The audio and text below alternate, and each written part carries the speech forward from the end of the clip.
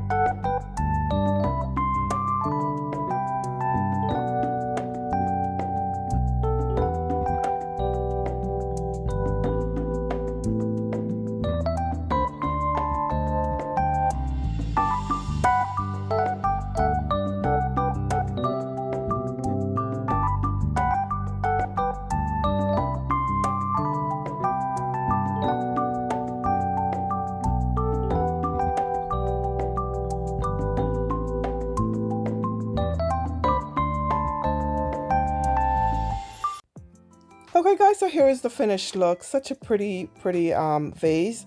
The most expensive was the gold and silver wrap, which was from Amazon, and again I will list the item I used in the description box. Okay guys, so I did a little bit of DIY at the end. You should see it, and thank you all so much for subscribing to my channel. Thank you to all the new subscribers. Thank you so much. I really appreciate all the support. I will see you in the next DIY video. Don't forget to share it, comment, subscribe, and also follow me on Facebook, Instagram, and TikTok. Thank you so much for watching. Take care, and I will see you in the next DIY video. Bye for now.